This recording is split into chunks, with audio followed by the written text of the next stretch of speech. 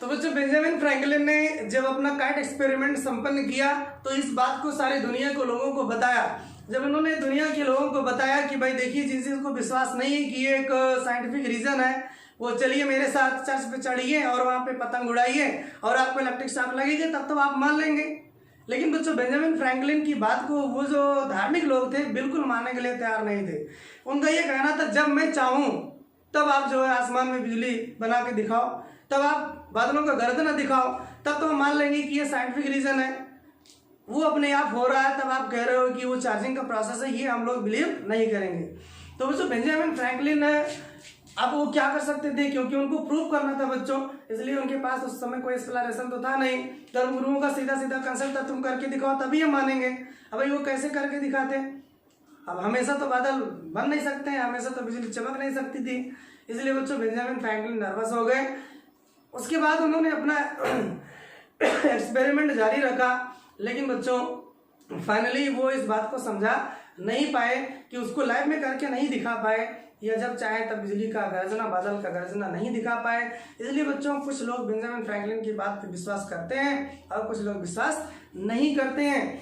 इसके बाद 1761 ईस्वी के बाद बच्चों साइंस की दुनिया में एक बहुत ही बड़े साइंटिस्ट का बच्चों जो है प्रादुर्भाव होता है, आगमन होता है। नाम आप लोगों ने सुना होगा, sir J Thomson.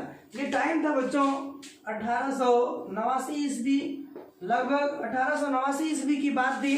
Sir J Thomson बच्चों, नाम मैं लिख दे रहा हूं, सर जे थॉमसन। नाम इनका केमिस्ट्री में आप लोग बच्चों बहुत पहले क्लास से शुरू सुनते आप आ रहे होंगे, जूनियर क्लासेस में या हाई स्कूल में आप लोगों ने सर जे थॉमसन का नाम केमिस्ट्री में सुना होगा। इनका बच्चों एक एक्सपेरिमेंट था, CRT एक्सपेरिमेंट इसको हम कहते हैं, CRT एक्सपेरिमेंट।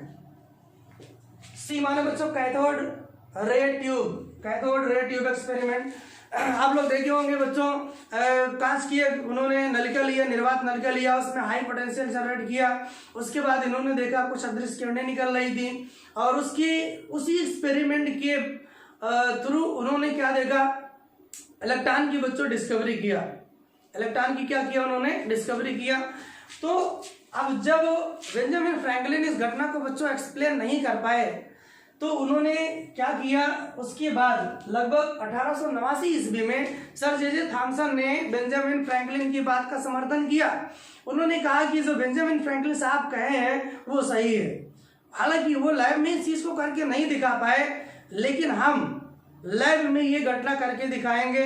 वही बिजली का चमकना, वही बादल का गरजना हम लैब में दिखाएंगे। जिसको देखना हो मेरे पास आए। और ये कोई डिवाइन पावर नहीं है, और जितनी देर तक आप कहोगे उतनी देर तक बिजली चमकाएंगे, और जितनी देर तक कहोगे उतनी देर तक बादल का गरजना आपको सुनाएंगे। तो बच्चों ये CRT ट्यूब एक्सपेरिमेंट के माध्यम से उन्होंने जस्ट जो काम आसमान में हो रहा था वही काम उन्होंने लैब में अपने करके दिखाया। जब हाई पोटेंशियल उन्होंने जनरेट किया दो इलेक्ट्रोडों के बीच में, तो वहां से बच्चों लाइट निकल रही थी, वहां से वही नॉइज आ रही थी, और वो जो नॉइज थी, वो जो लाइटनिंग थी, जस्ट सेम उसी तरीके से जैसे आसमान में बिजली चमकती थी, बिजली गरजती थी। तब दुनिया के सारे जो अंधविश्वासी लोग थे उन्होंने ये बात मान लिया कि वहां पे कोई ईश्वरीय शक्ति काम नहीं कर रही है, वो जस्ट एक साइंस है, उसको समझा जा सकता है, उसको लैब में बनाया जा सकता है। तब बच्चों लोगों ने जो है उस पर बिलीव किया। लेकिन इसी CRT ट्यूब एक्सपेरिमेंट के माध्यम से बच्चों जे थॉमसन ने इलेक्ट्रॉन की डिस्कवरी किया। अब इलेक्ट्रॉन की डिस्कवरी पर हम यहाँ डिस्कस नहीं करेंगे, वो बच्चों केमिस्ट्री का पार्ट है। लेकिन इलेक्ट्रॉन की डिस्कवरी होने के बाद बहुत सारी अनसुलझी हुई कहानियां बच्चों साइंस की बहुत आसानी से दुनिया को समझ में आने लगी। इलेक्ट्रॉन बहुत छोटा पार्टिकल था बच्चों, ये एटम से भी छोटा पार्टिकल था। 1808 ईस्वी में जे थॉमसन इंग्लैंड के एक टीचर थे बच्चों, उनका नाम था, आप लोग जानते होंगे, डाल्टन ने अपनी सबसे पहले एटॉमिक थ्योरी दिया था। उन्होंने अपने एटॉमिक थ्योरी में ये बताया था कि atom can not further divided into smallest particle. उन्होंने ये कहा था परमाणु अविभाज्य है, परमाणु को हम दोबारा आगे और छोटे पीस में तोड़ नहीं सकते हैं। लेकिन बच्चों इस सीआरटी ट्यूब एक्सपेरिमेंट से डाल्टन साहब की वो बात गलत हो गई। सीआरटी ट्यूब एक्सपेरिमेंट से ये प्रूफ हो गया कि एटम के अंदर से इलेक्ट्रॉन निकलता है। अब चूंकि एटम के अंदर बच्चों इलेक्ट्रॉन एग्जिस्ट करता है तो निश्चित रूप से एटम से छोटा ही पार्टिकल है वो। तो बच्चों परमाणु की अविभाज्यता जो डाल्टन साहब ने 1808 ईस्वी में बताया था वो 1889 ईस्वी में इलेक्ट्रॉन की डिस्कवरी के साथ खत्म हो गई। वो सोच पूरी तरीके से नकार दी गई। बाद में एक्सपेरिमेंट से ये पता चला बच्चों इलेक्ट्रॉन पर नेगेटिव चार्ज होता है। इलेक्ट्रॉन पे कैसा चार्ज होता है बच्चों? नेगेटिव चार्ज होता है। और इलेक्ट्रॉन एक फंडामेंटल पार्टिकल है, उससे छोटा पार्टिकल अभी पॉसिबल नहीं है। कुछ लोग, कुछ साइंटिस्ट मॉडर्न टाइम में कहते हैं एक पार्टिकल क्वार्क है, क्वार्क जिसका आवेश इलेक्ट्रॉन के आवेश का 1/3 होता है। लेकिन अभी उस पर कोई ठोस कंसेप्ट बच्चों नहीं बना है, न कोई ऐसी थियरी आई है जिसको हम प्रूव करके बता सकें। वो जो क्वार्क होता है बच्चों वो जो है कंबाइंड फॉर्म में पाया जाता है। इसके बारे में हम कभी आगे डिस्कशन करेंगे। अभी हमको ये पढ़ना है कि इलेक्ट्रॉनिक कंसेप्ट ऑफ चार्जिंग। ये जो चार्ज आ रहा था एक बॉडी से दूसरे बॉडी पे, ये चार्ज क्यों आ रहा था? क्या उसमें चेंजेस हो रहे थे रब करने से? उस चीज को बच्चों तब समझाया जा सका जब जे थॉमसन ने अपने सीआरटी ट्यूब एक्सपेरिमेंट में इलेक्ट्रॉन की डिस्कवरी कर दी है। जे थॉमसन के बाद बच्चों रदरफोर्ड आए।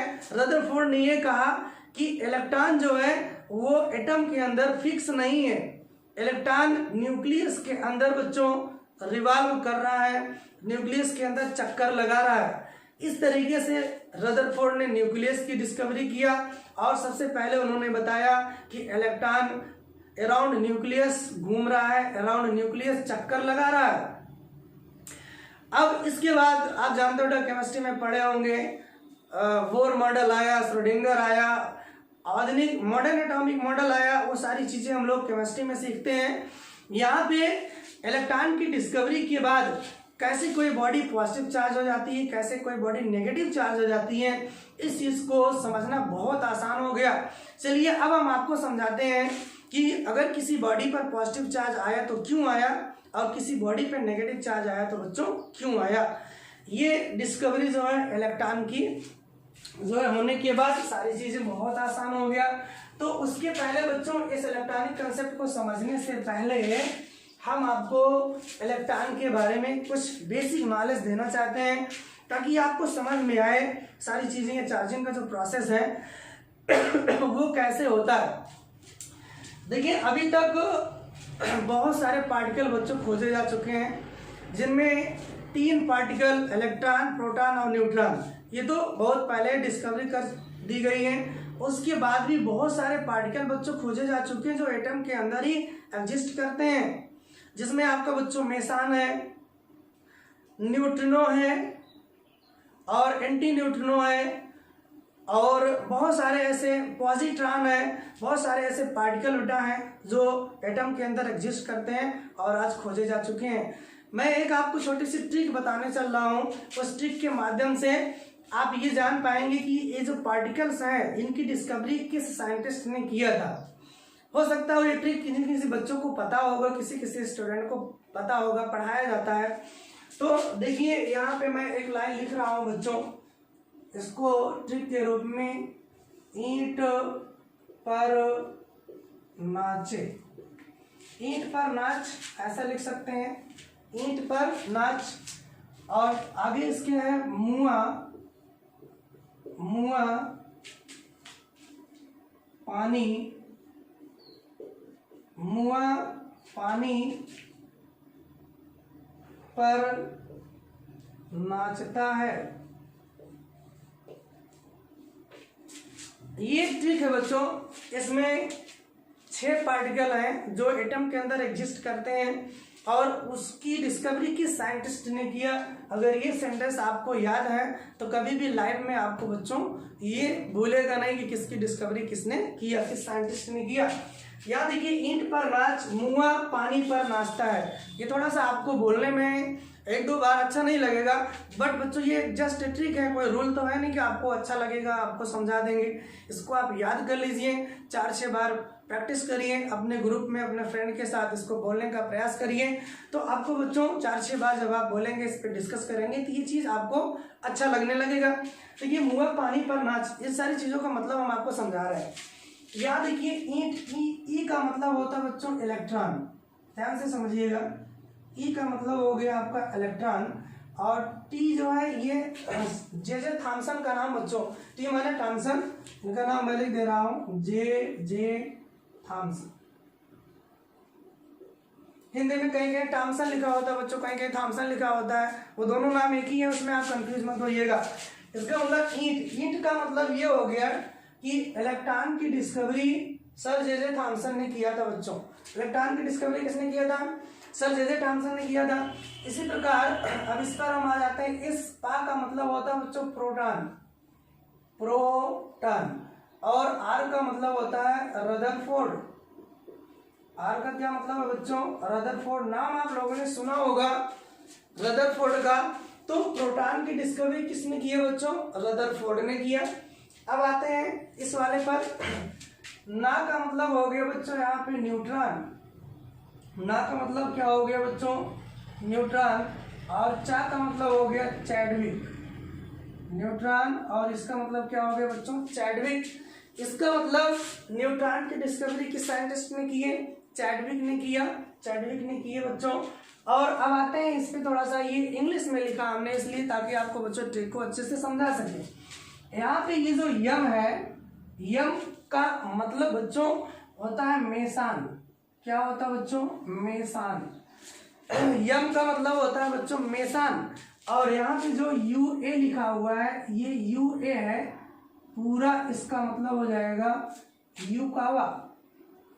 युकावा बच्चों साइंटिस्ट थे जिन्होंने मेसान नामक पार्टिकल को न्यूक्लियस के अंदर खोजा था।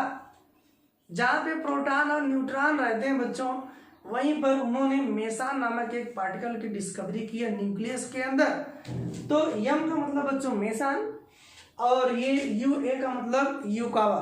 तो मेसान पार्टिकल जो था बच्चों, उसकी डिस्कवरी किस साइंटिस्ट ने की? युकावा ने किया।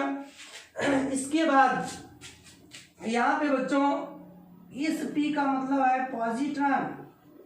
इस P का मतलब क्या है बच्चों? पॉजिट्रॉन। इस P का मतलब है positron. Positron also is a particle which exist in the nucleus of every atom.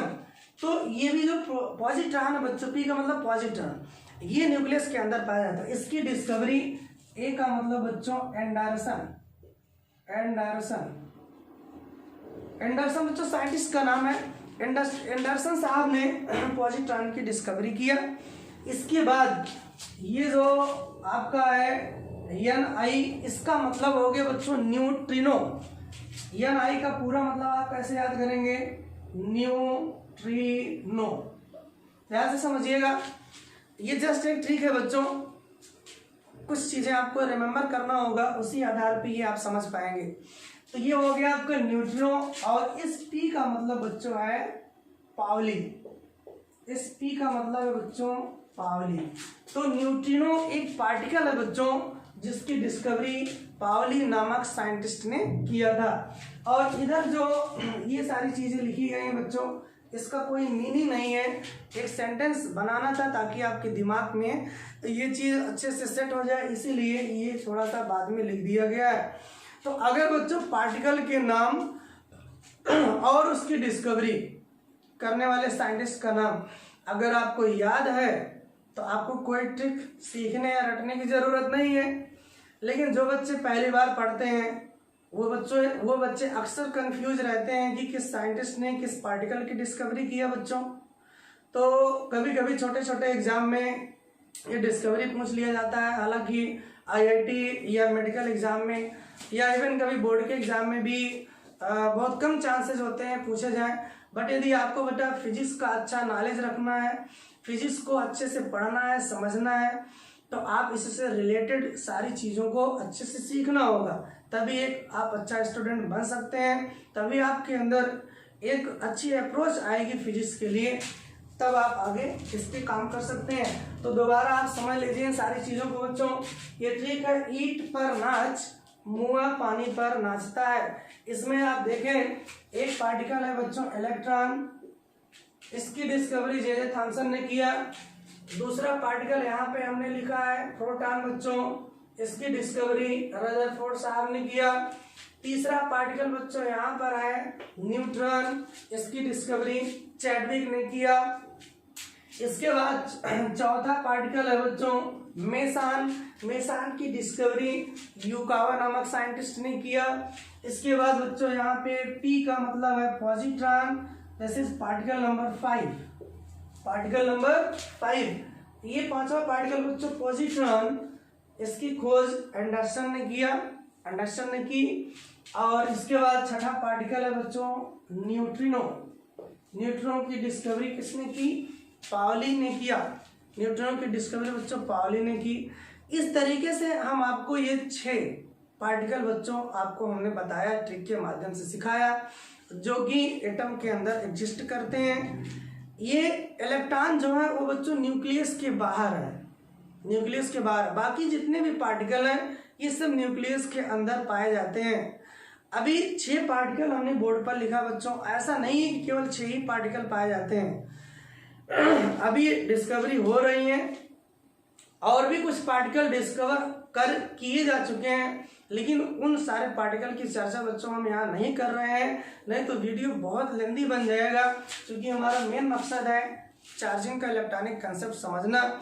हमें लगा कि ये आपके लिए ज़रूरी होगा बच्चों, चाहे आप केमिस्ट्री पढ़ें चाहे फिजिक्स पढ़ें, ये चीज़ अगर आपको याद हो जाती है तो कभी भी इस पर कोई प्रॉब्लम आपको नहीं होगी।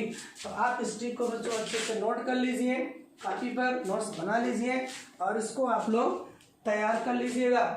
चलिए इसमें हम किसी दिन किसी वीडियो के माध्यम से बच्चों हम ये जितने भी पार्टिकल हैं इनके चार्ज क्या होता है, ये सारे जो पार्टिकल हैं इस पे कितना चार्ज पाया जाता है, इनके चार्ज और इनका बेटा मास क्या होता है, और ये साइंटिस्टों के द्वारा कब इनकी डिस्कवरी हुई, मतलब इनका हम आपको बच्चों टाइम बताएंगे, टाइम ऑफ डिस्कवरी, कब ये डिस्कवर हुए, और इसके जो है E/m का बेटा वैल्यू बताएंगे।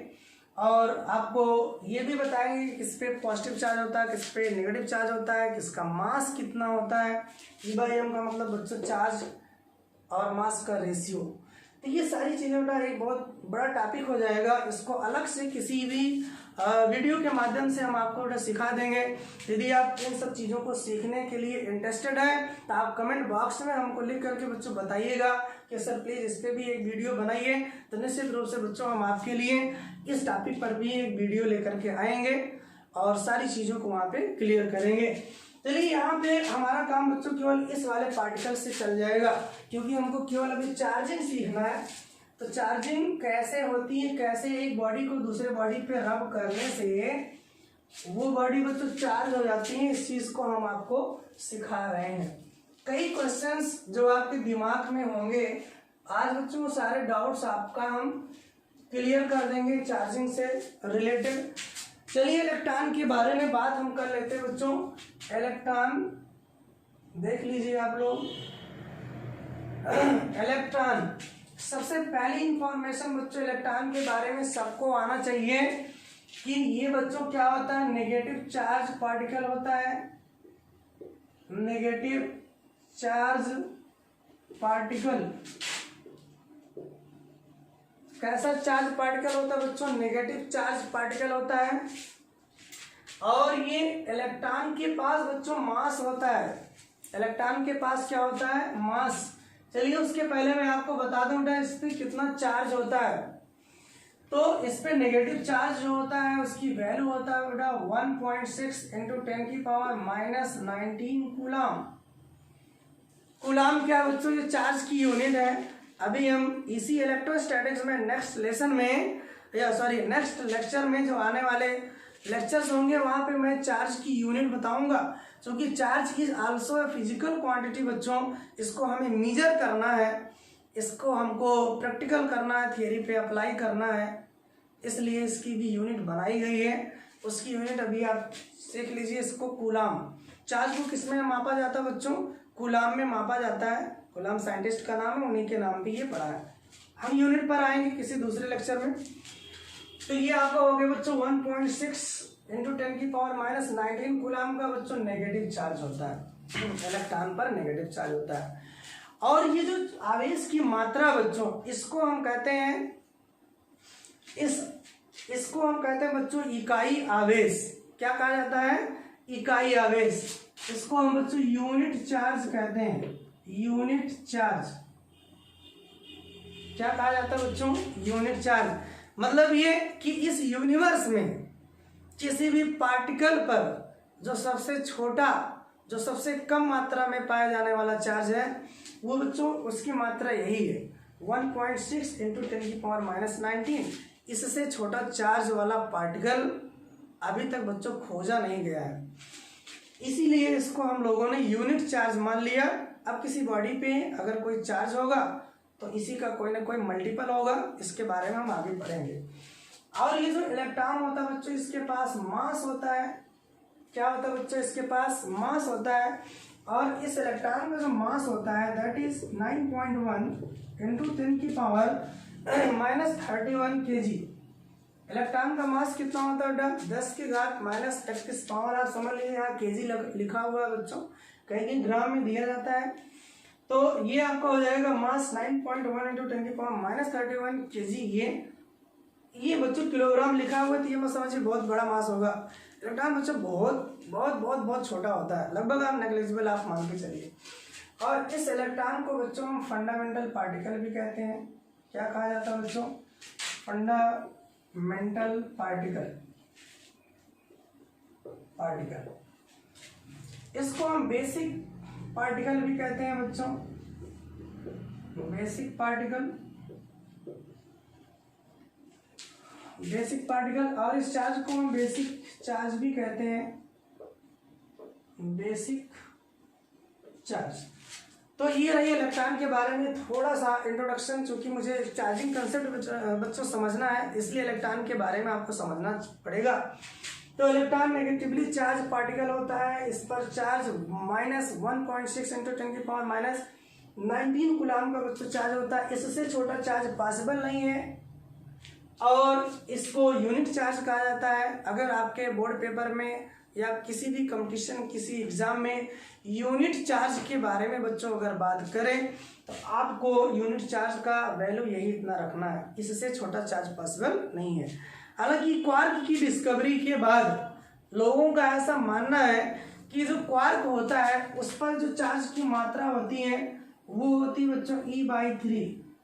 यहाँ E क्या है? ये जो इलेक्ट्रॉन है बच्चों, इलेक्ट्रॉन का ये सिंबल है।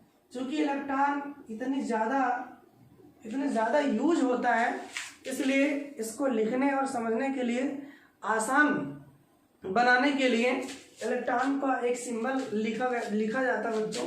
जैसे स्मॉल ई से लिखते हैं, स्मॉल ई अगर कहीं लिखा गया है उसकी मीनिंग आप इलेक्ट्रॉन समझेंगे।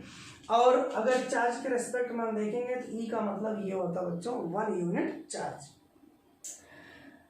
अब लोगों का ये कहना है कि जो क्वार्क होता है, क्वार्क का जो आवेश होता है वो इलेक्ट्रॉन के आवेश का बच्चों 1/3 होता है। ऐसी भी थियरी डेवलप हो रही है, लेकिन आपको अभी अपने लेवल पर जो भी IIT या मेडिकल का जो सिलेबस है बच्चों, जो प्रॉब्लम्स बनती हैं वो क्वार्क पर नहीं बनती हैं, इलेक्ट्रॉन पर ही बनती हैं। तो अभी आपको यही मान के चलना है कि सबसे छोटा चार्ज बच्चों यूनिट चार्ज 1.6 × 10⁻⁻19 कूलाम ही होता है। अभी इस पर थियरी बन रही है। जब सारी चीज़ें क्लियर हो जाएंगी, अच्छे से थियरी आ जाएगी, इसका प्रूफ आ जाएगा, तब ये हो सकता है कि भाई चार्ज इससे भी छोटा पॉसिबल हो जो है इस पे पाया जाता है, क्वार्क पर पाया जाता है। तो फिलहाल अभी इस पे आपको बच्चों ध्यान नहीं देना है। आप अभी जो पढ़ रहे हैं यही आपको याद रखना है। अगर आपके एग्जाम में यूनिट चार्ज की बात कोई करता है तो यूनिट चार्ज का मतलब बच्चों इलेक्ट्रॉन का चार्ज 1.6 × 10⁻⁻19 कूलाम। ये हो गया थोड़ा सा इलेक्ट्रॉन के बारे में इंट्रोडक्शन। इसके बाद बच्चों आप जानते हैं किसी भी एटम के न्यूक्लियस में प्रोटॉन होते हैं। क्या होते हैं बच्चों? प्रोटॉन होता है। प्रोटॉन पॉजिटिव चार्ज होता है। रदरफोर्ड ने अपने एक्सपेरिमेंट में बताया कि प्रोटॉन क्या बच्चों एक पॉजिटिव चार्ज होता है और ये न्यूक्लियस के अंदर पाया जाता है। चैडविक ने न्यूट्रॉन की खोज किया और वो भी कहाँ पाया जाता है, न्यूक्लियस के अंदर। तो न्यूक्लियस के अंदर बच्चों दो फंडामेंटल पार्टिकल हो गए, एक प्रोटॉन और एक न्यूट्रॉन। तो प्रोटॉन के बारे में भी आपको थोड़ा सा समझना होगा बच्चों। प्रोटॉन क्या होता है, पॉजिटिवली चार्ज पार्टिकल है बच्चों, पॉजिटिवली चार्ज पार्टिकल। प्रोटॉन कैसा पार्टिकल बेटा, पॉजिटिव चार्ज पार्टिकल है और इस पर भी एक इकाई का चार्ज होता है बेटा, एक इकाई का प्लस चार्ज होता है 1.6 इंटू 10⁻⁹ कूलम। तो यहाँ बच्चों ध्यान दीजिएगा, जो चार्ज की वैल्यू इलेक्ट्रॉन पर होती है वही चार्ज की वैल्यू प्रोटॉन पर भी होती है। अंदर क्या है, इलेक्ट्रॉन का चार्ज बच्चों नेगेटिव होता है, प्रोटॉन का चार्ज पॉजिटिव होता है। इसको भी हम यूनिट चार्ज ही कहते हैं बच्चों, यूनिट चार्ज। और प्रोटॉन के पास बच्चों मास होता है, क्या होता है, मास होता है। इसके पास बच्चों मास, इसका मास 1.65 देख लीजिएगा थोड़ा सा, 1.65 इंटू 10⁻⁻27 kg, ये बच्चों मास ऑफ प्रोटॉन होता है। तो ये इलेक्ट्रॉन और प्रोटॉन के बारे में हमने आपको थोड़ा सा जानकारी दिया, इसको आप लोग बच्चों नोट कर लीजिए, तब ये चार्जिंग कंसेप्ट आपको समझ में आएगा। चलिए, तो हमने ये सीख लिया बच्चों कि जो किसी भी एटम के अंदर जो पार्टिकल पाए जाते हैं उसमें से इलेक्ट्रॉन पे नेगेटिव चार्ज होता है और प्रोटॉन पे पॉजिटिव चार्ज होता है। अब हम आगे चलते हैं, चार्जिंग मेथड को समझते हैं बच्चों। अब यहाँ से फिर से हम उस जगह पे चलते हैं जहाँ पे बच्चों बेंजामिन फ्रैंकलिन अपनी बात को प्रूफ नहीं कर पाए थे कि कोई बॉडी पॉजिटिव चार्ज है तो उस पर चार्ज क्यों आया, अगर कोई बॉडी नेगेटिव चार्ज है तो उस पर नेगेटिव चार्ज क्यों आया। आज हम लोग इस चीज को सीखेंगे। देखिए, आप लोग ये जानते हैं बच्चों कि जो एटम्स होते हैं, एटम्स क्या होते हैं, वैद्युत उदासीन होते हैं, इलेक्ट्रिकली न्यूट्रल पार्टिकल होते हैं। न्यूट्रल पार्टिकल क्यों होते हैं, क्योंकि एटम के अंदर बच्चों जितना इलेक्ट्रॉन होते हैं उतना ही प्रोटॉन्स होते हैं, और अगर इलेक्ट्रॉन और प्रोटॉन की संख्या बराबर है तो प्लस और माइनस दोनों बच्चों एक दूसरे को क्या कर देंगे, कैंसिल कर देंगे। ओवरऑल किसी एटम पर नेट चार्ज क्या होता है, 0 होता है। ध्यान से सुनिए इस बात को बच्चों, मैं नेट चार्ज की बात कर रहा हूं। नेट चार्ज बच्चों 0 होता है। लेकिन अगर कोई आपसे ऐसा क्वेश्चन कर दे कि किसी एटम के अंदर चार्ज होता है कि नहीं होता है, तब आपका क्या जवाब होगा, आप बताइए। अगर आपसे कोई क्वेश्चन करता है कि किसी एटम के अंदर चार्ज होता है कि नहीं होता है, आपका क्या जवाब आएगा बच्चों। तो निश्चित रूप से बेटा चार्ज होता है। अरे भाई, कोई एटम है तो उसके अंदर इलेक्ट्रॉन्स होंगे, उसके अंदर प्रोटॉन्स होंगे, तो इलेक्ट्रॉन पर भी चार्ज है बच्चों, प्रोटॉन पर भी चार्ज है, तो एटम पे चार्ज नहीं आया है, एटम के अंदर चार्ज है। लेकिन अगर कोई नेट चार्ज आपसे पूछे तो बच्चों 0 होता है। तो अगर किसी क्वेश्चन में, किसी न्यूमेरिकल्स में अगर आपसे ये कहा जाए कि किसी एटम के अंदर चार्ज है कि नहीं है, तो आप वहाँ ये गलती मत करिएगा बच्चों। ज़्यादातर स्टूडेंट्स गलती कर जाते हैं कि उसके अंदर चार्ज नहीं है तो वो जो है कैसे किसी तरफ अट्रैक्ट होगा कि रिपेल होगा। इसको अभी हम आगे डिस्कस करेंगे, इस पर बहुत अच्छी बच्चों प्रॉब्लम बनती है। तो एटम के अंदर चार्ज होता है, पॉजिटिव चार्ज और नेगेटिव चार्ज, बट दोनों क्या होते हैं, इक्वल अमाउंट में होते हैं। और ओवरऑल जब हम ऑब्जर्व करते हैं किसी एटम को तो हमको कैसा दिखता है, न्यूट्रल दिखता है बच्चों, उदासीन दिखता है। चलिए, यहाँ पे हम आपसे डिस्कस कर रहे हैं, ये मान लीजिए बेटा किसी एटम का न्यूक्लियस हो गया और ये इलेक्ट्रॉन न्यूक्लियस के चारों तरफ चक्कर लगा रहा है। मान लीजिए एक सब्सटेंस है, एक मटेरियल है जिसका नाम क्या है, ए है बच्चों, और यहाँ पर पॉजिटिव चार्ज बेटा प्रोटॉन, यहाँ पे प्लस प्लस हम लिख दे रहे हैं, ये न्यूक्लियस है, प्लस प्लस, इसके अंदर प्रोटॉन्स होते हैं, सारे के सारे प्रोटॉन्स इसके अंदर बच्चों भरे हुए हैं। और जो इलेक्ट्रॉन्स है बच्चों, इलेक्ट्रॉन पर नेगेटिव चार्ज होता है, वो इस न्यूक्लियस के चारों तरफ चक्कर लगा रहा है, रिवॉल्व कर रहा है। ये सारी चीज़ें आप जानते हैं, केमिस्ट्री की चीज़ें हैं। अब एक दूसरा आइटम हम लेते हैं, इस तरीके से एक दूसरा आइटम बच्चों, इसमें भी प्लस चार्ज होंगे बहुत सारे,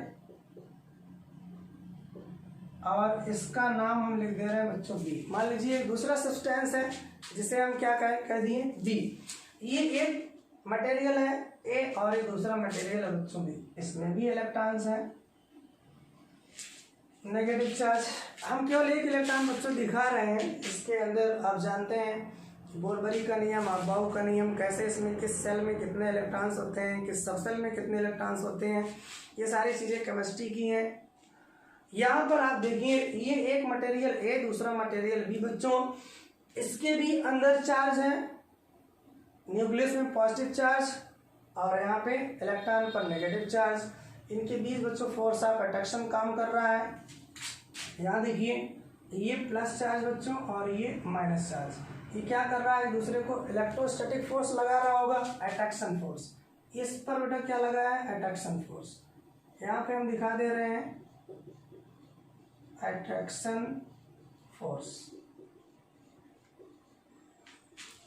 क्योंकि बेंजामिन फ्रैंकलिन ने ही बच्चों हमको ये प्रूव कर दिया था, दो अपोजिट चार्ज एक दूसरे को क्या करेंगे, अट्रैक्ट करेंगे।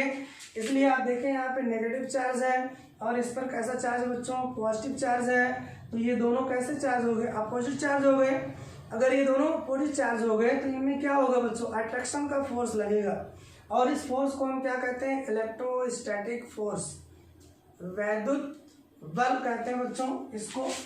इसके बाद वही काम यहाँ भी हो रहा होगा।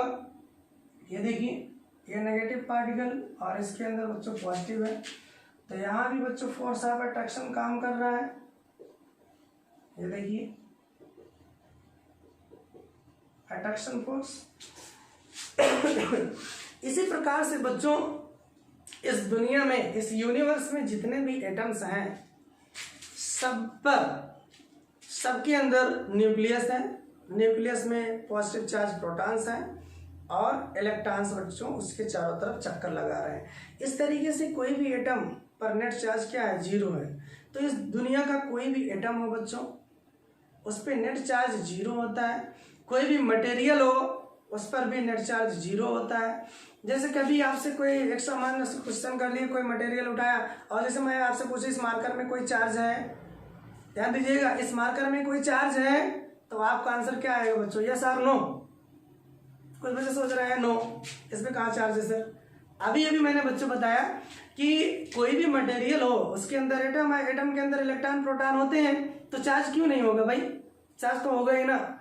इस मार्कर पर भी चार्ज है बच्चों, ये जो हम शर्ट पहने इस पर भी चार्ज है, हमारी जो स्किन है इसमें भी चार्ज है। ये दुनिया की जितनी भी चीजें हैं सबके अंदर बच्चों चार्ज है, क्योंकि सबके अंदर इलेक्ट्रॉन प्रोटॉन्स हैं। हाँ, लेकिन अगर मैं आपसे पूछूं इस मार्कर पर नेट चार्ज कितना बच्चों, what is the net amount of charge on this marker, तब आपका जवाब क्या होगा, जीरो। तब इसमें कोई चार्ज नहीं उठा। तो इस दुनिया की जितनी भी, इस यूनिवर्स का कोई भी मटेरियल आप ले लीजिए उस पर नेट चार्ज क्या बच्चों, जीरो है। तो कहने का मतलब इस पूरी यूनिवर्स का बच्चों चार्ज क्या है, कंजर्व है। इस पूरी यूनिवर्स का चार्ज क्या है बच्चों, कंजर्व है। इस तरीके से कोई भी मटेरियल आप लेंगे तो सबका चार्ज क्या है, कंजर्व है। सारा का सारा चार्ज सुरक्षित है। हम आपको आगे पढ़ाएंगे कंजर्वेशन चार्ज का। तो यहाँ पर ये न्यूक्लियस बच्चों इस इलेक्ट्रॉन को अट्रैक्ट किया हुआ है इलेक्ट्रोस्टैटिक फोर्स के द्वारा, और ये वाला न्यूक्लियस अपने वाले इलेक्ट्रॉन को क्या किया, अट्रैक्ट किया हुआ है इलेक्ट्रोस्टैटिक्स अट्रैक्शन फोर्स के द्वारा। अब होता क्या है, जब बच्चों हम मटेरियल ए और मटेरियल बी को आपस में रगड़ते हैं, रब करते हैं, तो रब करने के लिए हमको बच्चों मैकेनिकल वर्क करना पड़ता है, भाई हमको मेहनत करना होगा ना बच्चों रगड़ने के लिए। तो ध्यान से देखिए इस चीज को, जब हम मटेरियल्स को रब करते हैं, ये देखिए ये आपका बेटा एटम हो गया, एटम के अंदर न्यूक्लियस है, न्यूक्लियस के अंदर सारे के सारे पॉजिटिव चार्ज रुके हुए हैं, बधे हुए हैं बच्चों। न्यूक्लियस के अंदर जो प्रोटॉन्स हैं वो प्रबल नाभिकीय बल के द्वारा बधे हुए होते हैं। ये इस यूनिवर्स का बच्चों सबसे स्ट्रांगेस्ट फोर्स होता है जो प्रोटॉन और प्रोटॉन के बीच में न्यूक्लियस के अंदर काम करता है। उसी न्यूक्लियर फोर्स की वजह से वो सारे के सारे प्रोटॉन एक बहुत छोटी सी जगह में फिक्स हैं। अब इलेक्ट्रॉन उसके चारों तरफ चक्कर लगा रहा है बच्चों, ये मटेरियल। जब हम एक मटेरियल को दूसरे मटेरियल पर रब करते हैं तो ध्यान से देखिए, इन अंगुलियों को आप देखिए, जब एक ऑब्जेक्ट दूसरे ऑब्जेक्ट के ऊपर आएगा बच्चों, वो इसमें ऐसे फंस जाएगा। यहाँ न्यूक्लियस है, यहाँ इलेक्ट्रॉन, यहाँ न्यूक्लियस, यहाँ इलेक्ट्रॉन, तो जब ऐसे संपर्क में आए तो क्या हुआ, इलेक्ट्रॉन बच्चों फंसेगा। अब अगर हम इसको ऐसे हटा लेंगे तो इसका इलेक्ट्रॉन बच्चों अभी भी इसके पास है, इसका इलेक्ट्रॉन अभी भी इसके पास है। लेकिन रगड़ने की प्रक्रिया में बच्चों हम ऐसे नहीं करते हैं। रगड़ने की प्रक्रिया में हम इसको ऊपर या नीचे लेके जाएंगे। तो जब हम दो ऑब्जेक्ट को आपस में रख करके रगड़ते हैं, ऐसे रगड़ते हैं, तो इसका इलेक्ट्रॉन इसके इलेक्ट्रॉन के अंदर क्या करता है, फंसता है। अब फंसने की प्रक्रिया में क्या होगा बच्चों, क्योंकि हमने इतनी ज़्यादा ताकत लगा दी कि वो जो इलेक्ट्रॉन का न्यूक्लियस का अट्रैक्शन फोर्स था वो कम हो गया बच्चों, उससे ज़्यादा ताकत हमने लगा दिया। तो होगा क्या रिजल्ट में ये होगा, एक बॉडी और दूसरे बॉडी का जो इलेक्ट्रॉन फंसा वो एक बॉडी से ट्रांसफर हो जाएगा, दूसरे बॉडी में चला जाएगा। अब वो इलेक्ट्रॉन बच्चों एक बॉडी से ट्रांसफर होकर के कहाँ चला गया, दूसरे बॉडी में चला गया। अब आप मुझे बताइए, जिस बॉडी से बच्चों इलेक्ट्रॉन गया होगा वहां पे एक नेगेटिव चार्ज कम हो गया होगा, और जिस बॉडी पर इलेक्ट्रॉन पहुंचा होगा वहां पे एक नेगेटिव चार्ज बच्चों बढ़ गया होगा। वो ध्यान से समझिएगा, यहाँ से सारी चीजें बेटा जो भी मैं आपको बताऊंगा उसको आप बहुत अच्छे से केयरफुली समझिए, तभी आप प्लस और माइनस का कंसेप्ट समझ पाएंगे। अगर आपको एक बार में नहीं समझ में आ रहा है तो वीडियो को बच्चों रिपीट करके आप कई बार देखिएगा। तो जब हम एक बॉडी को दूसरे बॉडी पर रख करके ऐसे रब करते हैं तो इलेक्ट्रॉन फंसते हैं। तो एक बॉडी से इलेक्ट्रॉन दूसरे बॉडी पे क्या होता है, चला जाता है। अब जिस बॉडी पे इलेक्ट्रॉन गया बच्चों, चूंकि पहले से वो एटम न्यूट्रल था, उसके ऊपर कोई चार्ज नेट चार्ज नहीं था, जितना प्लस था उतना ही माइनस था, ओवरऑल कैंसिल कर दिया। जब एक एक्सेस इलेक्ट्रॉन उस बॉडी पे पहुंचेगा तो अपना एक माइनस लेके जाएगा बच्चों, तो उस बॉडी पे अब नेट चार्ज क्या हो जाएगा, एक नेगेटिव चार्ज आ जाएगा। एक यूनिट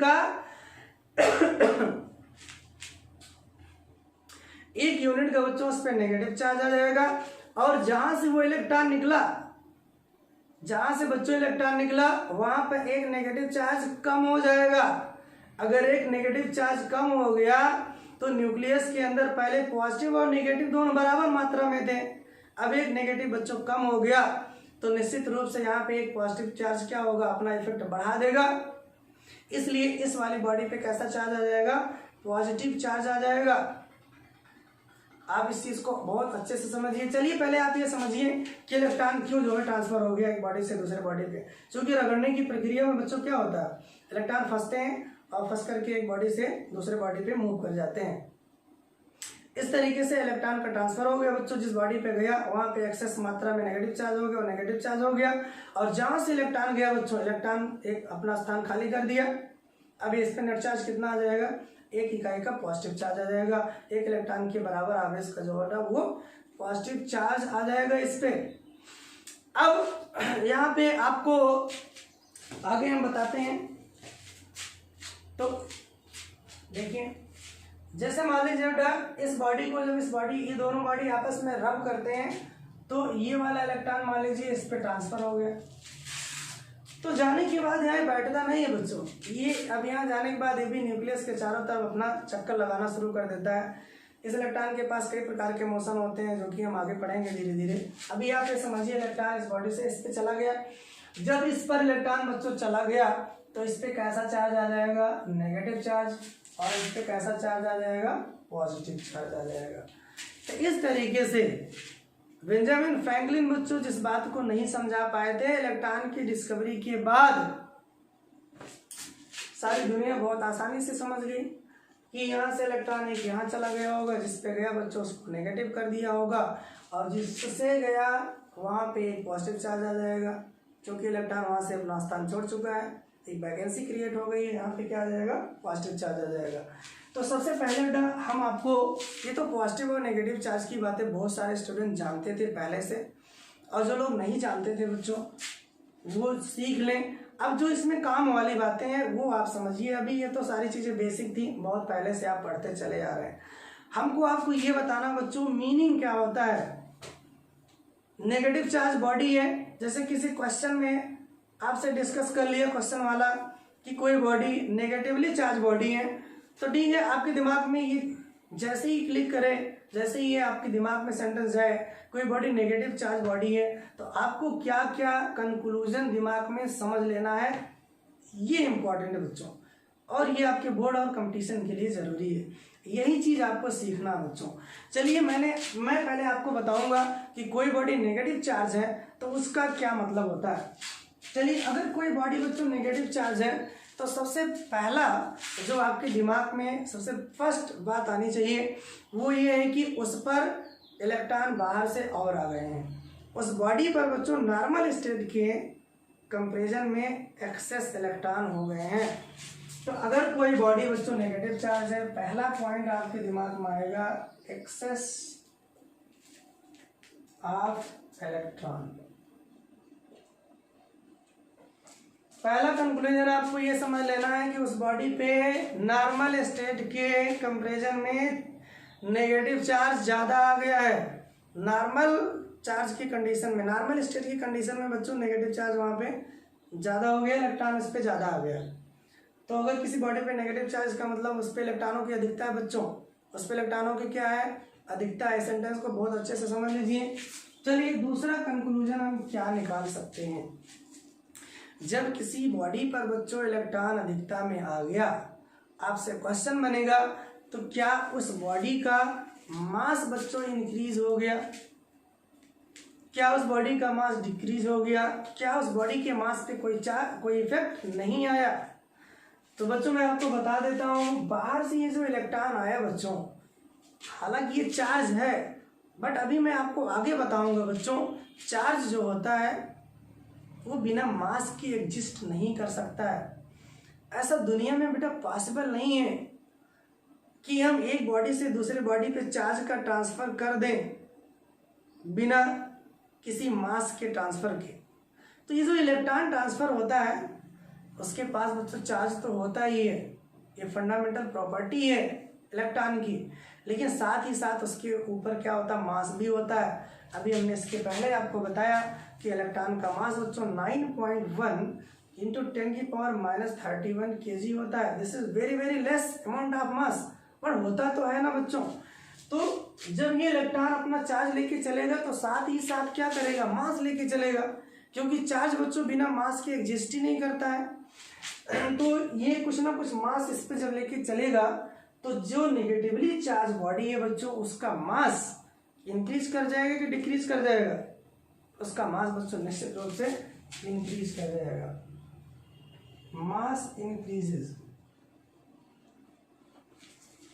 तो जो नेगेटिवली चार्ज बॉडी है बच्चों उसका मास बढ़ जाएगा, उसका द्रव्यमान बढ़ जाएगा। तो ये जब भी आपके सामने बच्चों इस तरीके की बात आए कि कोई चार्ज बॉडी है और उस पर नेगेटिव चार्ज है, तो ये दो बातें आप तुरंत सोच लीजिएगा, तभी आप न्यूमेरिकल को, कंसेप्चुअल प्रॉब्लम को इससे रिलेटेड जो बनती है तभी आप उसको कर पाएंगे। चलिए, इसके बाद हम ये बच्चों इम्पोर्टेंट है थोड़ा सा, इसमें बच्चों को बहुत कन्फ्यूजन होता है, सर ये पॉजिटिव चार्ज क्या है। तो पॉजिटिव चार्ज को आज आप अच्छे से समझ लीजिए बच्चों, जब तक आप पूरी लाइफ में फिजिक्स पढ़ेंगे पॉजिटिव चार्ज की मीनिंग जो मैं बता रहा हूँ यदि आप उसको याद रखते हैं तो कहीं पर आपसे कोई गलती नहीं होगी। तो देखिए बच्चों, अगर किसी बॉडी पर पॉजिटिव चार्ज है तो उसका पहला मीनिंग तो यही हो गया कि उस पर बच्चों इलेक्ट्रॉन सामान्य अवस्था से कम हो गए हैं, क्योंकि इसके कुछ इलेक्ट्रॉन भाग गए हैं। तो यहाँ पे मैं लिख दे रहा हूँ lack of electron।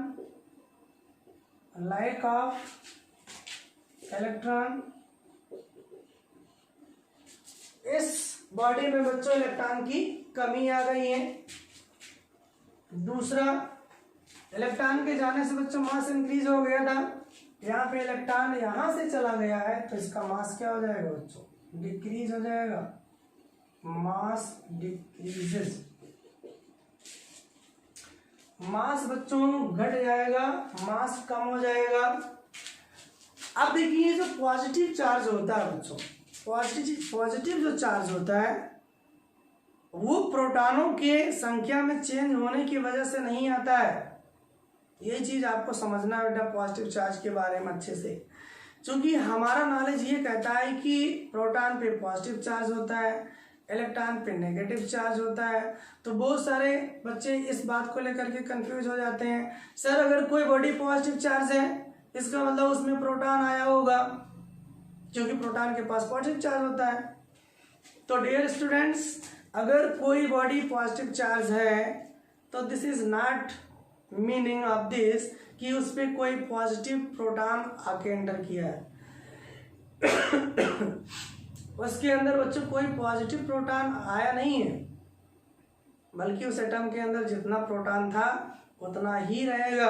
प्रोटॉन को बच्चों उसके ऊपर ट्रांसफर कराना पॉसिबल नहीं है बच्चों। ये बहुत बहुत ज़्यादा इसमें एनर्जी लगेगी किसी भी प्रोटॉन को एक बॉडी से दूसरे बॉडी पे ट्रांसफर कराना, तो प्रैक्टिकली ये पॉसिबल नहीं है बच्चों। क्यों नहीं है, अभी हम इस पे आ रहे हैं। सबसे पहले ये आप समझ लीजिए कि जब कोई भी बॉडी पॉजिटिव चार्ज हो बच्चों, तो उसका ये आप गलत मीनिंग मत समझिएगा कि उस पर कोई प्रोटॉन बाहर से आया है इसलिए वो पॉजिटिव चार्ज हो गया है। तो what is the meaning of positive charge बच्चों? पॉजिटिव चार्ज का सीधा सीधा मतलब अगर किसी बॉडी पे पॉजिटिव चार्ज है तो इसका मतलब ये हो गया कि वहां से इलेक्ट्रॉन चला गया है बच्चों। इलेक्ट्रॉन चला गया है, वो जो इलेक्ट्रॉन की वैकेंसी है बच्चों, जो इलेक्ट्रॉन का रिक्त स्थान है, जो एम्प्टी स्पेस इलेक्ट्रॉन का है, वही बच्चों पॉजिटिव चार्ज होता है। वही क्या होता है? पॉजिटिव चार्ज होता है। तो वही पॉजिटिव चार्ज की तरह बिहेव करता है। तो यहाँ पर ये जो पॉजिटिव चार्ज है इसका मतलब यहाँ पे मैं तीसरी बात लिख दे रहा हूँ बच्चों, this is vacancy of electron. ये सबसे ज्यादा इंपॉर्टेंट है बच्चों। इस चीज को आप हमेशा याद रखिएगा कि अगर कोई बॉडी पॉजिटिव चार्ज है तो उस पर कोई बाहर से प्रोटॉन नहीं आया हुआ है, बल्कि उसका इलेक्ट्रॉन कहीं चला गया है। और जितने नंबर में इलेक्ट्रॉन बच्चों जाएंगे उतना ही यूनिट पॉजिटिव चार्ज उस बॉडी पर आ जाता है। अब ये कहाँ से आ जाता है? कुछ बच्चे यहाँ भी कंफ्यूज होते हैं कि सर इलेक्ट्रॉन के जाने से इस पर पॉजिटिव चार्ज कैसे आ जाएगा। तो इस बात को बच्चों मैं आपको समझा दे रहा हूँ, अच्छे से समझ लीजिए। जिनको आता है कोई बात नहीं है, बहुत अच्छी बात है बच्चों। जिनको ये चीज़ नहीं समझ में आ रही है वो मेरी बात को ध्यान से समझें। जैसे आपको अभी मैंने बताया बच्चों, नेचुरली जो एटम होते हैं वो क्या होते हैं? न्यूट्रल होते हैं। तो इसका मतलब ये नहीं कि उसके अंदर चार्ज नहीं है, उसके अंदर बहुत सारे चार्ज हैं, प्रोटॉन्स हैं, इलेक्ट्रॉन्स हैं, बट नेट चार्ज क्या है बच्चों? 0 है। तो जैसे मान लीजिए हम एक एग्जाम्पल लेते हैं सोडियम का। जो सोडियम का बेटा एटम होता है, अगर हम बात करें सोडियम एटम, इसका एटॉमिक नंबर बेटा 11 होता है। आपको पता है जो परमाणु क्रमांक होता है, जो एटॉमिक नंबर होता है, वही नंबर ऑफ प्रोटॉन्स होते हैं और वही नंबर ऑफ इलेक्ट्रॉन्स होते हैं। तो देखिए ये आपका न्यूक्लियस है, ये बेटा न्यूक्लियस, ये मान लीजिए एटम है और ये न्यूक्लियस है। न्यूक्लियस में कितने प्रोटॉन्स हैं बच्चों? 11 प्रोटॉन। इसका मतलब इसके पास कितना पॉजिटिव चार्ज है? इस एटम के पास 11। और इसके चारों तरफ जो इलेक्ट्रॉन बेटा घूम रहे हैं, आप देखेंगे इसका इलेक्ट्रॉन विन्यास करेंगे 2, 8, 1। इसका मतलब इसमें 3 ऑर्बिट होते हैं बेटा, 3 कक्षाएं होती हैं। पहले को उसमें 2 इलेक्ट्रॉन, दूसरे में 8 इलेक्ट्रॉन और तीसरे में सबसे आउटर मोस्ट जो सेल है, जो वैलेंस सेल है, उसमें 1 इलेक्ट्रॉन होता है। अब यहाँ पे इलेक्ट्रॉन उसको आप हम नहीं बना रहे हैं, तो इस पे 11 प्रोटॉन और यहाँ पे बच्चों 11 इलेक्ट्रॉन इसके न्यूक्लियस के चारों तरफ रिवॉल्व कर रहे हैं। तो आप ध्यान से देखिए 11 प्रोटॉन, इसका मतलब 11 प्लस, और ये 11 इलेक्ट्रॉन, इसका मतलब 11 माइनस। अब अगर ओवरऑल आपसे कोई कहे कि इसमें नेट चार्ज बताइए, तो आप देखो 11 प्लस और 11 माइनस एक दूसरे क्या कर दिए? कैंसिल कर दिए। लेकिन हुआ ये, किसी दिन बेटा सोडियम को हम किसी मटेरियल से रगड़े और उसका एक इलेक्ट्रॉन जो सबसे बाहरी वाले सेल का था वो जम करके किसी दूसरे बॉडी में चला गया। देखिए जब इसका एक इलेक्ट्रॉन बेटा चला जाएगा, अब इसके पास कितने माइनस बचेंगे? 10 इलेक्ट्रॉन बच्चों बचेगा इसके ऊपर। और न्यूक्लियस में आप बताइए प्रोटॉन में कोई चेंज आया? नहीं। अभी भी इसके अंदर कितने प्लस हैं बच्चों? 11 प्लस है और माइनस होता है 11। अब वो एक कम हो गया, अभी बचा कितना? 10। अब अगर आपसे कोई पूछे बच्चों अब नेट चार्ज बताओ सोडियम एटम पर, अब आप नेट चार्ज बताइए, तो अब बच्चों आप समझ गए होंगे कि इस पर कैसे पॉजिटिव चार्ज बन रहा है। क्योंकि एक इलेक्ट्रॉन कम हो गया तो 10 प्रोटॉन और 10 इलेक्ट्रॉन मिल करके एक दूसरे को न्यूट्रल कर दिए, कैंसिल आउट कर दिए। लेकिन बच्चों जो 11वां प्रोटॉन था उसको, उसके इफेक्ट को कैंसिल करने वाला इलेक्ट्रॉन तो चला गया अपनी जगह छोड़ करके। तो ये जो 11वां वाला इलेक्ट्रॉन बच्चों, उसी की वजह से ये जो पॉजिटिव चार्ज इस पे माना जाता है वही इस बॉडी पे पॉजिटिव चार्ज आता है। तो उसको जनरली हम सिंबल लिख करके उसके ऊपर प्लस लगा देते हैं। तो प्लस लगाने का मतलब बच्चों यही होता है। तो किसी बॉडी पे प्लस चार्ज कैसे क्रिएट हुआ ये चीज आप अच्छे से समझ लीजिएगा। तो plus charge is nothing but vacancy of electron. बच्चों किसी भी एटम से अगर इलेक्ट्रॉन चला गया है, कहीं भी चला गया है, तो वो जो वैकेंसी क्रिएट होती है उसी को just like behave a positive charge, उसी को हम क्या मान लेते हैं बच्चों, पॉजिटिव चार्ज मान लेते हैं। इसीलिए ये बात मैंने आपको यहाँ पे लिख दिया है कि जो पॉजिटिव चार्ज होता है वो ये नहीं कि उस पर प्रोटॉन आया हुआ है बच्चों। पॉजिटिव चार्ज का मीनिंग है इलेक्ट्रॉन अपनी जगह छोड़ चुका है, वो वहाँ पे वैकेंसी क्रिएट हो गई है। तो ये जो वैकेंसी होती है बच्चों इसी को हम पॉजिटिव चार्ज मान लेते हैं। और इस एग्जाम्पल के माध्यम से मैंने आपको समझाया। जिन स्टूडेंट को ये बात नहीं समझ में आ रही फिर से वीडियो को रिपीट करेंगे, रिवाइज करेंगे, तो इस चीज को आप समझिएगा। तो ये हो गया बच्चों मीनिंग ऑफ पॉजिटिव और नेगेटिव चार्ज। नेगेटिव चार्ज की ये अभी मैं आपको 2 मीनिंग बता रहा हूँ, बट बेटा इसके बहुत सारे मतलब होते हैं। जैसे जैसे हम कंसेप्ट को आगे पढ़ाएंगे बेटा, लेसन में आगे चलेंगे, वैसे वैसे हम और बाकी भी चीजें नेगेटिव चार्ज बॉडी से रिलेटेड मैं आपको बताता रहूंगा। तो अभी आपको फिलहाल 2 चीजें याद रखनी है। अगर कोई बॉडी नेगेटिव चार्ज है it means excess of electron बच्चों, उस पर इलेक्ट्रॉनों की अधिकता है। और अगर और उसका मास क्या हो गया, नॉर्मल कंडीशन से क्या हो गया, इंक्रीज हो गया है। और अगर बच्चों कोई बॉडी पॉजिटिव चार्ज है इसका मतलब उस पर नॉर्मल से इलेक्ट्रॉन की कमी हो गई है, कुछ इलेक्ट्रॉन भाग गए वहां से। अगर इलेक्ट्रॉन बच्चों गए हैं तो मास लेकर के गए होंगे, इसलिए यहाँ पे क्या होगा, मास डिक्रीज हो जाएगा। और जो सबसे इंपॉर्टेंट बात है बच्चों, इसमें मैं स्टार लगा दे रहा हूँ, ये चीज आप समझिएगा, क्योंकि जब मैं आगे फिजिक्स आपको पढ़ाऊंगा तो बार बार यही चीज मैं आपको बोलूंगा कि positive charge is nothing but vacancy of electrons.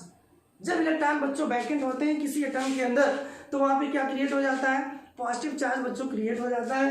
तो ये चीज आप याद रखिएगा, ये पॉजिटिव चार्ज का हो गया मतलब। अब यहाँ पे लास्ट में बच्चों एक कंफ्यूजन मैं आपको और दूर कर देता हूँ। जैसे बच्चे क्वेश्चन हमसे करते हैं कि सर जब 2 बॉडी को आपस में रब करते हैं तो इलेक्ट्रॉन ही क्यों ट्रांसफर होता है, ये प्रोटॉन क्यों नहीं ट्रांसफर हो जाता है। बहुत इंपॉर्टेंट क्वेश्चन है बच्चों, और हर बच्चे को इसको सोचना चाहिए, समझना चाहिए। अच्छा क्वेश्चन है ये। देखिए तो इसका आंसर बच्चों क्या होता है वो आप समझ लीजिए। ये जो इलेक्ट्रॉन होते हैं, ये इलेक्ट्रॉन जो होते हैं बच्चों, ये न्यूक्लियस के चारों तरफ चक्कर लगा रहे हैं।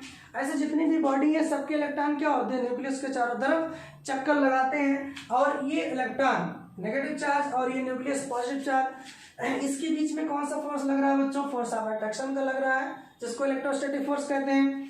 तो यहाँ पर ये जो न्यूक्लियस है बच्चों, इसको आप ध्यान से समझिए।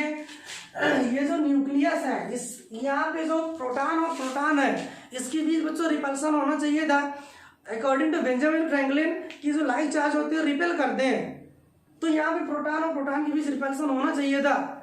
लेकिन बच्चों मैं आपको बता देता हूँ, ये जो इलेक्ट्रोस्टैटिक फोर्स है उसकी भी एक रेंज होती है, एक निश्चित दूरी होती है, उससे कम दूरी पर इलेक्ट्रोस्टैटिक फोर्स बच्चों काम नहीं करता है। ये जो न्यूक्लियस है, न्यूक्लियस के अंदर ये जो प्रोटॉन्स हैं उनकी बीच की दूरी जो होती है बच्चों, इनके बीच की जो डिस्टेंस होती है वो लेस देन 10⁻⁻15 मीटर, 10⁻⁻15 मीटर से कम होती है बच्चों।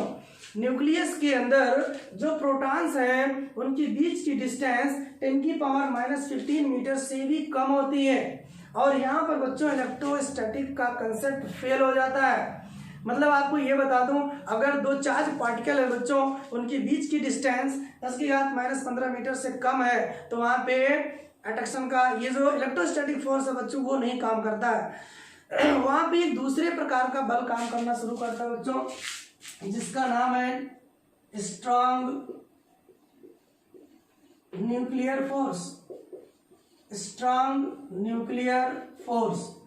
अब देखिए ये जो प्रोटॉन होते हैं न्यूक्लियस के अंदर, उनके बीच की डिस्टेंस 10⁻⁻15 मीटर से कम होता है।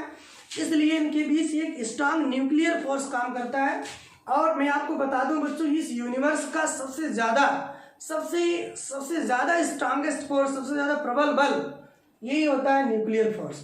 अब आप मुझे बताइए बच्चों, यहाँ प्रोटॉन और इलेक्ट्रॉन के बीच कैसा फोर्स काम कर रहा है? अट्रैक्शन का फोर्स, इलेक्ट्रोस्टैटिक फोर्स काम कर रहा है। और ये जो इसके अंदर प्रोटॉन्स हैं उनके बीच कौन सा फोर्स काम कर रहा है? Strong nuclear force. ये कितने गुना ज्यादा होता है? ये न्यूक्लियर फोर्स बच्चों इलेक्ट्रोस्टैटिक फोर्स से कितने गुना ज्यादा होता है, इसकी कैलकुलेशन हम आपको नेक्स्ट वीडियो लेक्चर में कराएंगे। लेकिन आपको ये समझना है कि प्रोटॉन क्यों नहीं निकलते बच्चों रब करने से। तो ये देखो न्यूक्लियस के अंदर होते बच्चों, इनके बीच प्रबल न्यूक्लियर फोर्स काम करता है, जो कि इलेक्ट्रोस्टैटिक फोर्स के कंपैरिजन में बहुत ज्यादा स्ट्रांग होता है। इसलिए बच्चों जब हम दो बॉडी को रब करते हैं, जब हम दो बॉडी को रगड़ते हैं, तो ये इलेक्ट्रॉन एक बॉडी से दूसरे बॉडी पे ट्रांसफर हो जाता है, आसानी से ट्रांसफर हो जाता है बच्चों। तो इलेक्ट्रॉन को एक बॉडी से दूसरे बॉडी पे ट्रांसफर करना आसान है, क्योंकि यहाँ इलेक्ट्रोस्टैटिक फोर्स काम कर रहा है। ऑब्जर्वर करते हैं, मैकेनिकल एनर्जी अपनी थोड़ी सी खर्च करके हम उन इलेक्ट्रॉनों का इलेक्ट्रोस्टैटिक फोर्स तोड़ सकते हैं। तो यही वजह है बेटा कि जब कोई दो बॉडी रब करते हैं तो जो चार्ज का ट्रांसफर होता है वो इलेक्ट्रॉनों के द्वारा ही होता है। प्रोटॉन अपने नाभिक में अपने जगह फिक्स होते हैं, पहला रीजन। दूसरा रीजन बच्चों ये भी दिया जाता है, क्योंकि जो इलेक्ट्रॉन है उनका मास बहुत कम होता है। इलेक्ट्रॉन का मास क्या होता है बच्चों? बहुत कम होता है। अगर इलेक्ट्रॉन का मास बहुत कम है तो वो उसकी मोबिलिटी बच्चों बहुत अच्छी होगी। मोबिलिटी माने गतिशीलता, एक स्थान से दूसरे स्थान पे चलना, इसी को मोबिलिटी कहते हैं बच्चों, चालन कहते हैं, चलना कहते हैं। तो अगर किसी भी ऑब्जेक्ट का बच्चों मास कम है तो वो आसानी से मूव कर सकता है from one body to another body. अब प्रोटॉन की अगर हम बात करें तो प्रोटॉन का मास बच्चों कंपैरिजन इलेक्ट्रॉन से आप करेंगे तो बहुत ज्यादा होता है। आप देखिए जो मास ऑफ प्रोटॉन होता है बच्चों, ये जो मास ऑफ प्रोटॉन होता है यहाँ लिख दे रहे हैं, ये बच्चों 1837 गुना मास ऑफ इलेक्ट्रॉन होता है। ये जो प्रोटॉन का द्रव्यमान होता है वो इलेक्ट्रॉन के द्रव्यमान का बच्चों लगभग 1837 गुना होता है। अब आप मुझे बताइए हल्का पार्टिकल कौन है? इलेक्ट्रॉन्स। और भारी पार्टिकल कौन सा? प्रोटॉन। आप मुझे बताइए कि इलेक्ट्रॉन को चलना आसान है कि प्रोटॉन को चलाना आसान है? तो बच्चों निश्चित रूप से इलेक्ट्रॉन की मोबिलिटी अच्छी होगी, इसका मूवमेंट बहुत आसानी से होगा। इस वजह से भी बताया जाता है कि जब बॉडी को रगड़ते हैं तो इलेक्ट्रॉन का ही ट्रांसफर होता है, प्रोटॉन का ट्रांसफर बच्चों नहीं होता है। तो ये रीजन था जब दो बॉडी को रब करते हैं कि प्रोटॉन ट्रांसफर नहीं होता है। तो आज फाइनल जो लाइन है बच्चों, ये आपको सीखना है कि जो चार्जिंग का कंसेप्ट है, in the process of charging what particle moves. तो बच्चों इसका आंसर क्या है? इलेक्ट्रॉन। हमेशा इलेक्ट्रॉन ही चलेगा। अगर किसी बॉडी पे बच्चों नेगेटिव चार्ज है तभी इसका मतलब इलेक्ट्रॉन आया है उस पर, और अगर किसी बॉडी पे पॉजिटिव चार्ज है इसका भी मतलब यह है कि इलेक्ट्रॉन वहां से चला गया है। तो इलेक्ट्रॉन अगर जाता है तो पॉजिटिव चार्ज बनता है, अगर इलेक्ट्रॉन किसी बॉडी पर बच्चों आता है तो नेगेटिव चार्ज बनता है। कहने का मतलब अगर हम चार्ज के बारे में कहें what is the responsible particles of charge, तो बच्चों निश्चित रूप से इलेक्ट्रॉन ही होता है। तो इलेक्ट्रॉन ही चार्ज जो है बनाता है। अगर कहीं गया तो नेगेटिव चार्ज हो जाएगा वो बॉडी, अगर कहीं से गया वो बॉडी बेटा पॉजिटिव चार्ज हो जाएगी। तो इस वीडियो लेक्चर में बेटा हम आप लोगों को बहुत बेसिक चीज़ें बहुत ज़्यादा एलोबरेट करके, बहुत ज़्यादा व्याख्या करके आराम से सारी चीज़ों को मैंने समझाया है। ये वीडियो लेक्चर उन स्टूडेंट्स को ध्यान में रख कर के भी हम बनाते हैं कि जो बेसिकली बच्चों बहुत कमज़ोर हैं, जो शुरुआती दिनों में अपनी पढ़ाई किसी भी कारण से अच्छे से नहीं कर पाए थे, उन स्टूडेंट्स को ध्यान में रख करके हम ये वीडियो लेक्चर बनाते हैं। जिन स्टूडेंट्स को ये बातें तैयार हैं पहले से, वो वीडियो को स्किप करके ये देखें। ऐसा नहीं कि जो अच्छे स्टूडेंट हैं उनके लिए इसमें कोई कंटेंट नहीं है बच्चों। अगर आप अच्छे स्टूडेंट हैं आप भी इसको देखेंगे, इसमें बहुत सारी लॉजिकल बातें, बहुत सारे कंसेप्ट मैंने सिखाया है इस वीडियो लेक्चर में भी। बट जो बच्चे कंपटीशन की तैयारी कर रहे हैं बच्चों, हम कहेंगे अभी वो वेट करें, उनके लिए अच्छे अच्छे कंसेप्चुअल प्रॉब्लम्स, न्यूमेरिकल्स जो प्रीवियस ईयर में मेडिकल और इंजीनियरिंग में पूछे जाते हैं हम लेके आने वाले हैं। तो बच्चों हम आपसे ये कहेंगे अगर इसी प्रकार के वीडियो आप देखना चाहते हैं, आप फिजिक्स को सीखना चाहते हैं, तो आप हमारे चैनल को बच्चों सब्सक्राइब कर लीजिए।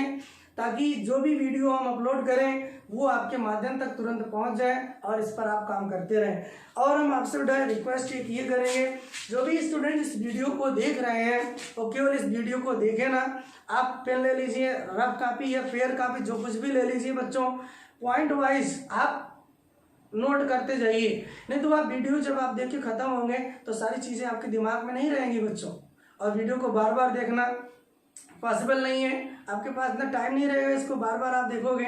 तो एक बार दो बार देख लीजिए, अच्छे से समझ लीजिए, सारे पॉइंट्स को एक जगह नोट कर लीजिए, और जब भी आप बोलो तो उसी कॉपी को आप देख लीजिए। 5 मिनट 6 मिनट में आपका रिवीजन अच्छे से हो जाएगा। इस तरीके से आप बच्चों फिजिक्स हमारे साथ सीख सकते हैं। चलिए ठीक है, इसके बाद बच्चों हम मिलेंगे अगले लेक्चर में। तब तक आप लोग इसको अच्छे से देखते रहिए, करते रहिए। आप अगर आपके पास कोई बुक है बच्चों उसको भी पढ़ते रहिए, और जो चीज़ आपको नहीं समझ में आया है बच्चों